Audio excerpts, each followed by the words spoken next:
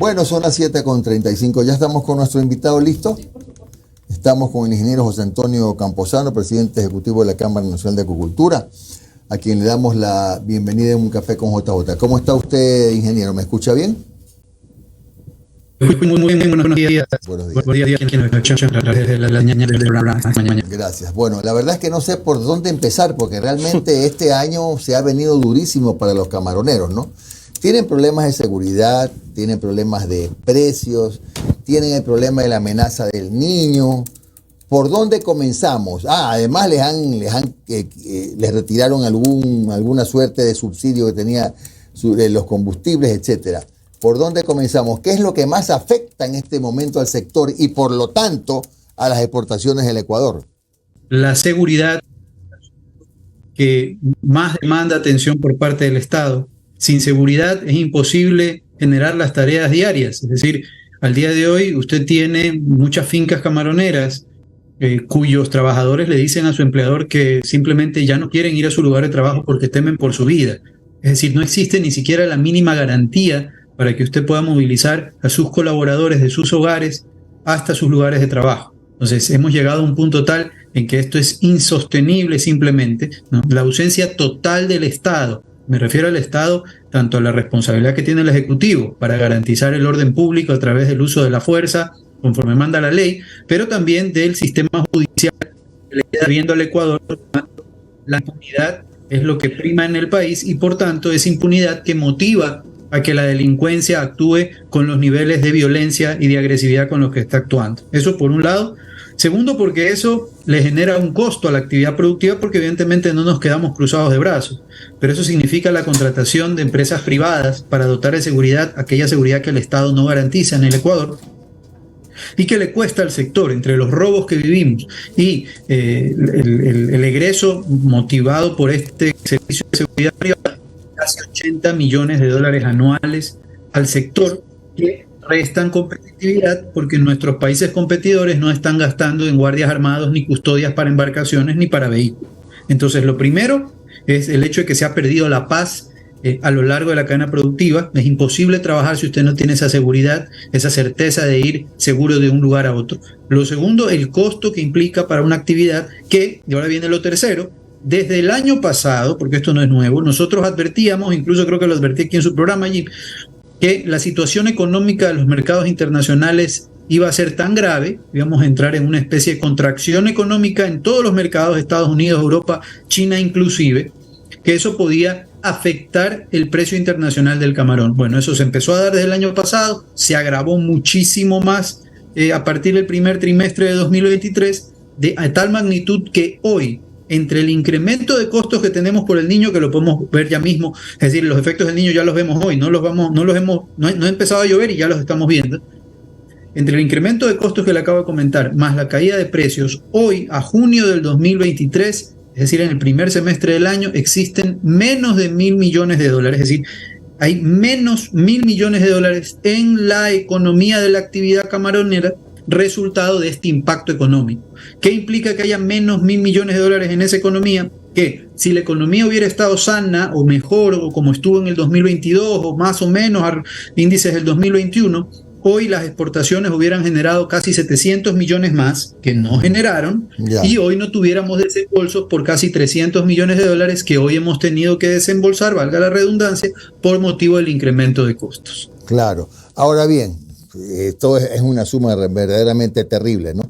Pero no sé si yo esté mal informado, pero no tanto es que ha bajado el volumen de las exportaciones, sino que ha bajado el precio, han subido sus costos, y por eso es que usted me dice esos números. ¿Es así o no? Es correcto. Esa es parte de la paradoja de invertir y ser un sector que no ha parado de trabajar en su eficiencia. Mire lo duro que es para un país que el sector que más trabaja en eficiencias, que demuestra que gracias a esa inversión privada logra mejorar dichas eficiencias a lo largo de más de década y media, lo que nos ha movido del quinto lugar en producción y exportación al primer lugar en producción y exportación en volumen, ¿no? Es decir, a pesar de ese esfuerzo, dadas las condiciones de mercado que le acabo de comentar, China con una recuperación económica por debajo de lo proyectado, Europa con los efectos de la invasión Rusia a Ucrania y los incrementos de costo de la energía, paridad del euro con el dólar que vivimos el año pasado, Estados Unidos con unas tasas de interés altísimas, tratando de controlar una inflación que ya comió el poder adquisitivo del ciudadano, etcétera, etcétera. Entonces, dadas esas condiciones de mercado, a pesar de las eficiencias que hemos logrado, que nos permiten crecer en volumen, derriban los precios y por tanto el resultado es que en lugar de que las exportaciones crezcan en facturación, decrecen. Ahora, una de las soluciones podría ser, bastante difícil por supuesto, que baje un poco la presión de la producción, del costo de producción que tienen ustedes ahora, derivado en principio no solamente por lo que tienen que pagar en seguridad, sino por los subsidios que les fueron retirados.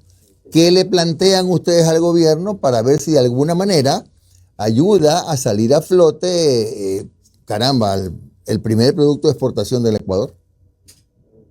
Lamentablemente sucedió, y digo lamentablemente porque nosotros aspirábamos que no sucediera lo que dijimos iba a pasar, y se lo dijimos inclusive al señor presidente de la República.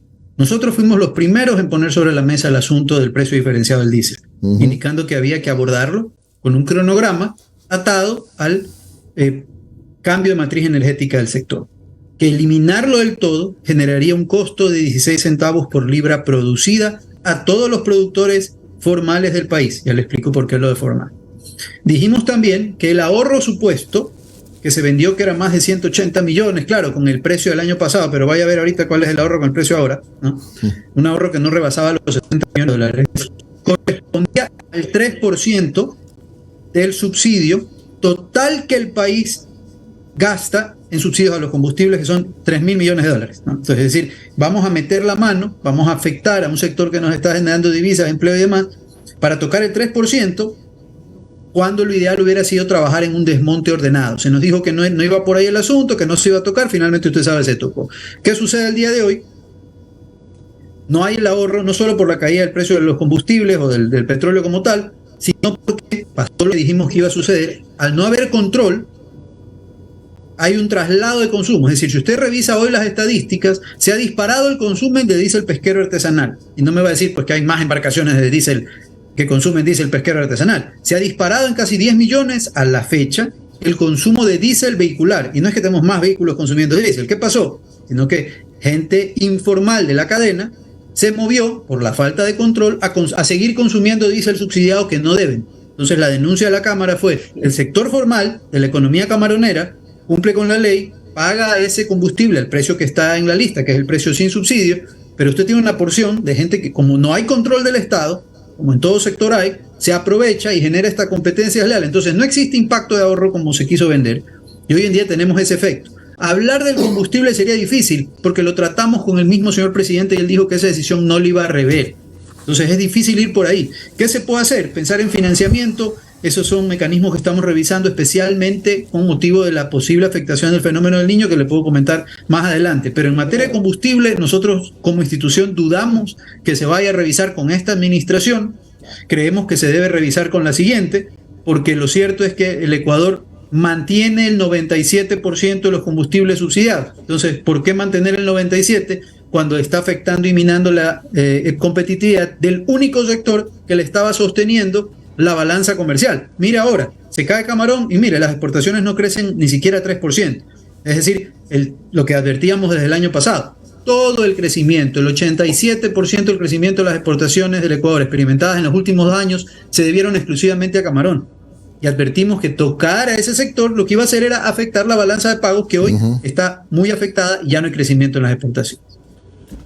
Ingeniero, ¿cómo está? Omar Jaén le saluda. Buen día. Gracias por su tiempo. Bueno. Ingeniero, a ver, usted acaba de dar con un punto clave. Tema de las exportaciones, que no estamos creciendo. Y como lo mencionaba con el invitado anterior, ya el propio Cordes, o sea, ojo, no me vengan a decir que es del Foro de Sao Paulo, no, es Cordes, el que ayer estuvo desmintiendo al señor Arosemena con respecto a la situación económica del país, que es gravísima. O sea, ustedes son un reflejo de lo macro que nos está pasando. El tema de la caída de la construcción, el tema de la caída del consumo y hasta problemas de liquidez, que eso es lo más grave.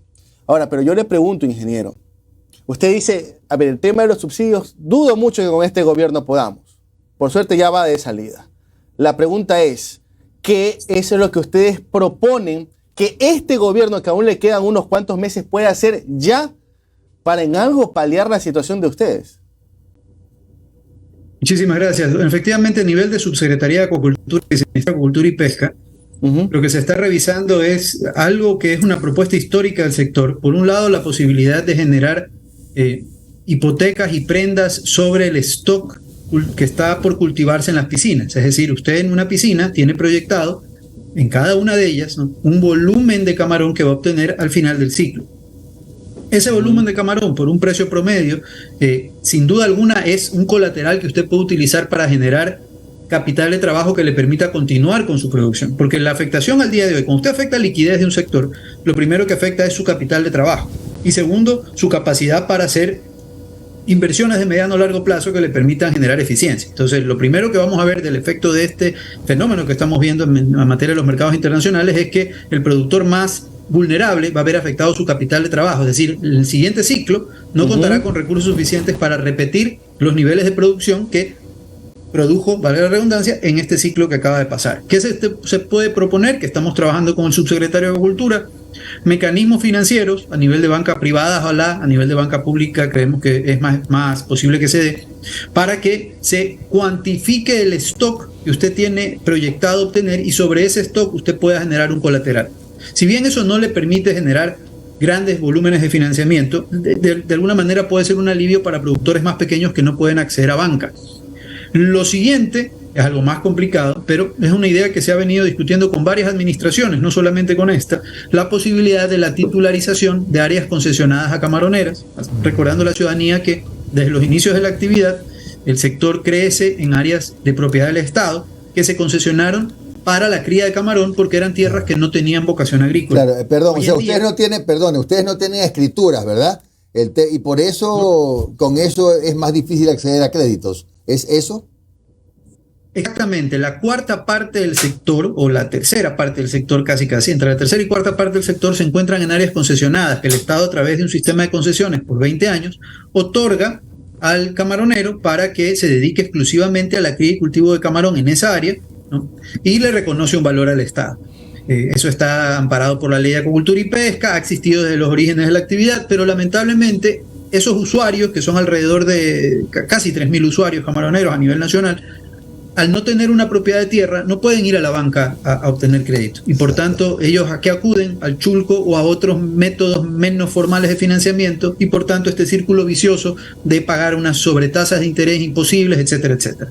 Una de las formas es, dado que ya el sector ha cumplido más de medio siglo, esas tierras sin duda son camaroneras y solo servirán para aquello, y no tiene razón que el Estado tenga la propiedad de una tierra que no trabaja, porque no vamos a pensar que el Estado se va a volver camaronero. Entonces, ¿cuál sería la alternativa?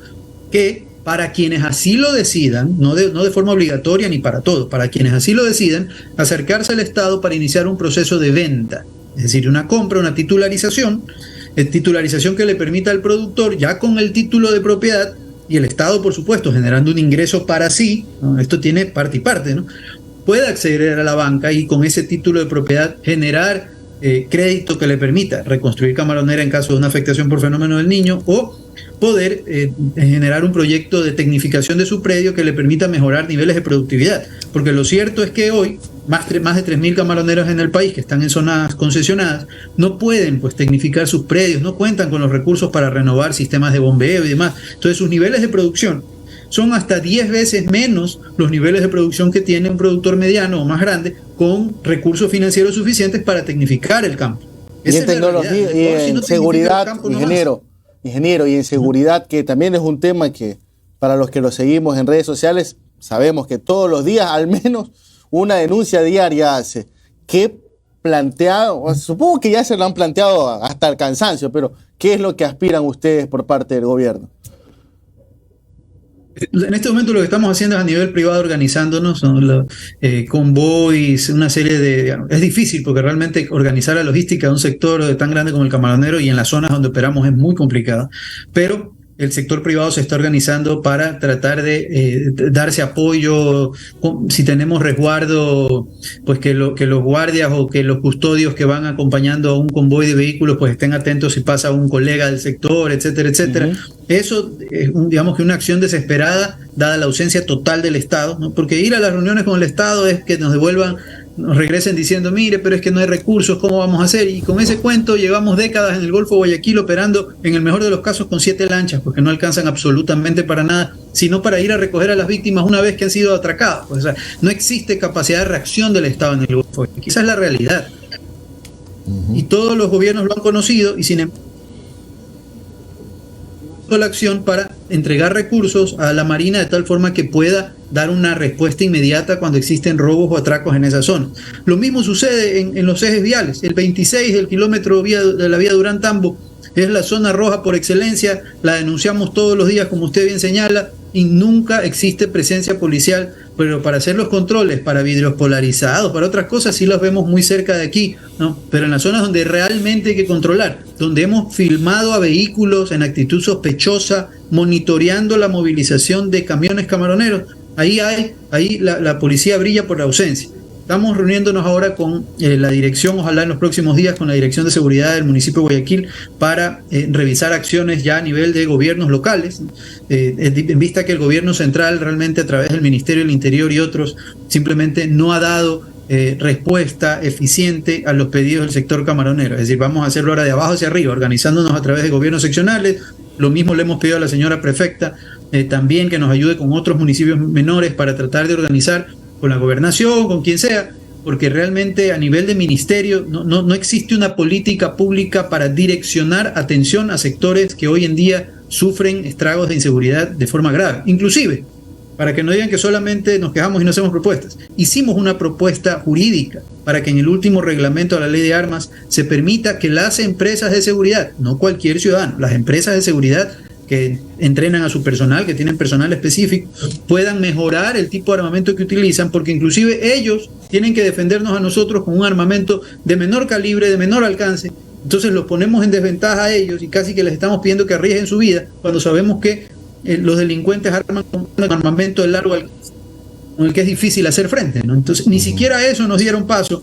Era un pedido muy específico para un sector muy específico. Mientras tanto, hoy en el Ecuador importar armamento, importar municiones es imposible, es carísimo. Es decir, le dificultamos la vida a quien quiere dar el servicio de seguridad privada para el que lo puede pagar. O sea, ni siquiera el que tiene los recursos para contratar servicios de seguridad puede acceder a una seguridad privada de primer orden, porque en el Ecuador le ponemos trabas inclusive a ese servicio que el presidente de la República los llamó a que se sumen a la cruzada de seguridad, pero los llamó, eso sí, con armamento de menor eficacia que el que tiene la delincuencia. Entonces no es correcto llamarlos a un enfrentamiento cuando usted le dice, sí, pero usted va a venir con desventaja en el uso de sus herramientas porque no le vamos a permitir que se arme como debería para poderle hacer frente a la inseguridad. Entonces es un problema profundo que requiere decisión política para hacer frente realmente a estos grupos. Gracias al ingeniero José Antonio Camposano. Lamentamos la situación del sector camaronero que tanta riqueza ha traído al país. Que tenga usted un buen día, ingeniero. Gracias, ingeniero. Muchísimas gracias. Gracias por la invitación y buenos días a todos. Buenos días.